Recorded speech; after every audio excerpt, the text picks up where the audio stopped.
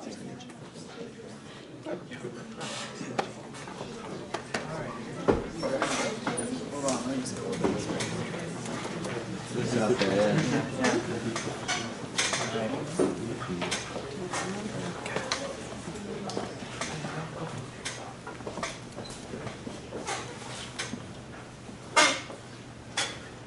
so I'm Will, and this is Dan. And Will, you gotta be this side of the white line. You can't see your right. Alright, so starting now. This is Scholar's Wallet, and this is the story of how we created a product that goes beyond just the cost of university. So, this is Ben. When we interviewed Ben, he said that planning for university is a complex process. It's a multi-step process, and there's no good tool for him to use. He said those exact words. Figures, right? There's no tool for me to use. And that's a problem. Me and Dan are high school students. We're in grade 12. We're going off to university next year, and it's a problem for us too. Planning for university is a hard process. There's lots of different steps, and you have to get them right, because this decides the future of your life. All right. So we wanted to see if other high school students were having the same problem. Planning for university is not well organized, it's hard, there's lots of different steps, so we went and we had face-to-face interviews. I've pretty much been cold calling people all week, saying, hey, could you tell me about university? Have you started saving? So we didn't just send out a survey and say, hey, give us your results. We talked to them. We wanted to dig deeper, find the why not. And we actually found some really interesting results. So first off, we found that actually about half of high school students say they're saving or try to save for university. But the catch is, how can you save when you don't even know what you're saving for? We found that almost 80% of high school students don't know how much university is going to cost them. So really, they're not organized, they're not ready. And we said, hey, so if you don't know how much it's going to cost, you know if you're going to have to take out some debt? And they said, well, maybe I might. So we asked them to explain to us how OSAP worked, and we couldn't find a single high school student that could explain how OSAP worked. Not a single one. They didn't know how it worked, how to pay it, what their grace period was, anything. They didn't know where to find scholarships. It was a problem. So we wanted to dig a little deeper. We wanted to see who the competitors are and where they're coming short. Is anybody actually trying to solve this problem? The first thing we came across is Microsoft Excel. There's many budgeting templates on Microsoft Excel, but let's be real here. What high school student is going to go download a budgeting template from Microsoft Excel and use it to plan out their entire university career? Of course, then we found the OUAC aid estimator. Being a typical Government of Canada website, it was clunky, had bad UI, and it really did not explain anything clearly. Then there's sites like the Money Project, which is a really great site, except for it doesn't provide any services, it just provides the links to services. So high school students still have to put everything together themselves. Then there's sites like Practical Money Skills, which tell you how long it's going to take to save for university, but that number can sometimes be 14 years, and nobody knows how to shorten that number. Then of course there's the banks, but the banks give biased statements because they want you to use their products as opposed to competitors' products, and most of the time they bring you to a financial advisor, and really what high school student wants to go to a financial advisor? In addition to the financial advisor, there's My Blueprint, which we were really impressed by. However, like all these other ones, it did a great job of calculating the costs of university. However, it went no further. It didn't tell you how to save for university. All right, so the solution is scholarswallet.ca. That's our solution. We found these 4 problems were eluding, these things were troubling high school students when they went to go plan for university. The overarching problem, they didn't know how much university was going to cost. And the 3, of course, underlying problems, how much do I have to save for university, where are the scholarships, how do I apply for them, how do I use that to pay for university, and how does OSAP work? How does debt work? So this is the solution. Basically, it would take all 4 parts. There's cost calculators out there, but there's nothing that tells you how to repay that. Repay the cost, and we bring it all to one site. It would be fast, easy to use, quick UI, and it would have to be presented in the way that high school students like, which is... So, then we went out and we did a 3rd round of interviews. We wanted to know, are high school students or university students really going to use this tool?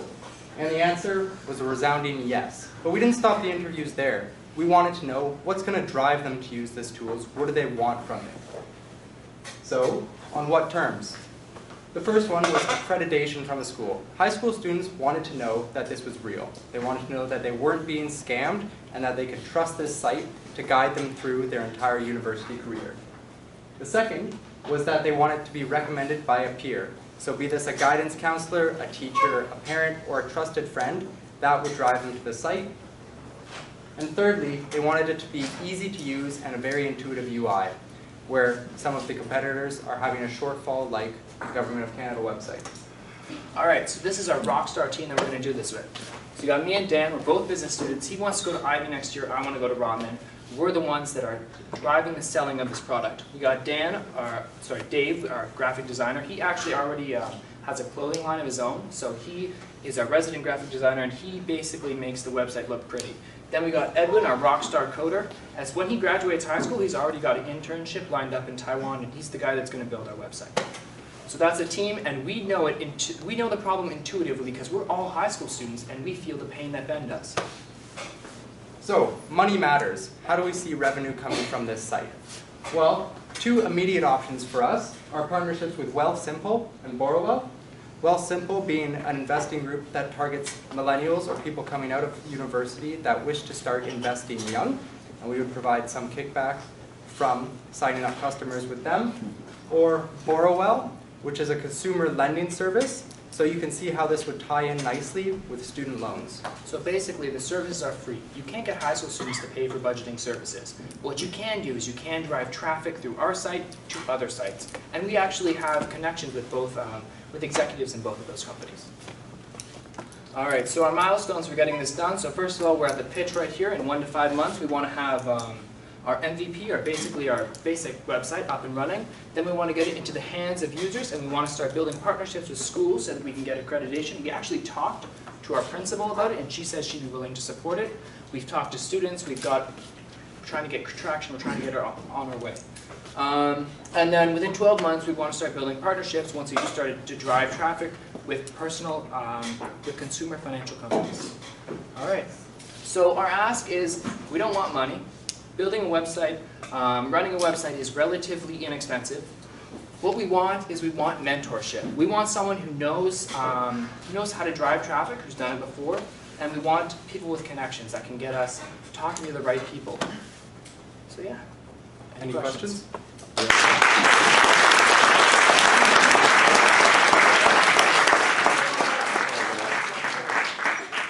Couple of questions. So the target audience, who you're targeting, are high school students. So I didn't hear you mention parents, because ultimately, so parents who are paying for colleges, most high school students don't save or pay for colleges themselves. Secondly, I didn't hear any mention of the government-funded program RESP that parents can put money into for. So. What I'm struggling with is that gap, which is an enormous gap. There's no mention of the parents whose contributions, or who are planning your education or planning your future. Where's the collaboration? Did you survey any parents? Sorry. Did you survey any parents? And secondly, just from a financial planning perspective, where the parents are concerned, RESPs, government contribution, where does that fit into the equation? So when we did research on competitors and people that offered this service, we found that there are a lot of services for parents for saving for university. So this would not be targeted towards the parents. This is, now that the student knows about university, they go talk to their parents and they find out how much they have to pay. So this is more targeted at a student who is having to pay for university, not a student who's having their parent pay for university for all of their university career. Parents also aren't involved in the scholarships aspect. We did talk to a couple parents, and they said they support it. They said they would use it, but it's more targeted towards the high school students themselves, because as you go into grade 12, you start to take on your own life. Because once you're off to university, you're on your own, and you're looking after yourself. So one of the experiences we found the high school students saw was their parents seemed to take care of everything up till grade 11. And then our interviewee said that once I hit grade 12, all of a sudden it seemed like everyone wanted me to do these things, and I didn't know how to do it. That's where this comes in, and this would help them out. So yes, parents could totally still use the website, and for RESPs, we talked about that, and basically the parents put in money for that, and then the student looks at that program as, hey, this is how much money my mom and dad is giving me. I can put this in, I can put more money in, but really it's the parents contributing to the RESP. So basically the student says, I have this much money coming from my RESP, and they need to know how to budget that money. Because it's great to have $10,000 in your RESP. How do I spend that for university? How do I maximize the use of that?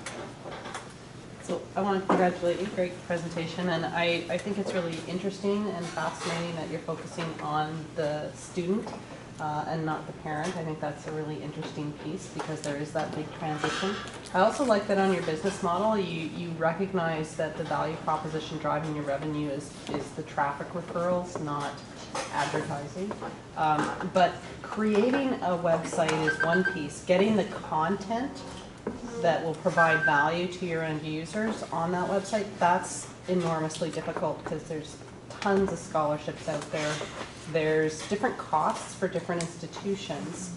So have you put some thought into how you're actually going to come up with your MVP besides designing the website and programming? That's one piece, it's the content, the research, and the editing. A heck of a lot of legwork. Yeah. You got to go out there, you got to find that stuff. You get so much legwork, you got to build a database basically. And so Edwin said he could code a database. We talked it out with him, but basically it would be me and Dan that would go and do research. As high school students going to university, I can say I've done a lot of research already this year, and I know the places to go now. Like I've learned over the year, hey, this is where you go to find out the cost of this. This is where you go to find out the cost of that. It's, again, it goes back to we know the problem intuitively, and yeah, it's a lot of work to build a database, which is why we're probably going to start small with the MVP and then build a database over time. But yeah, it's just basically legwork. And we're at time, but just one quick thing.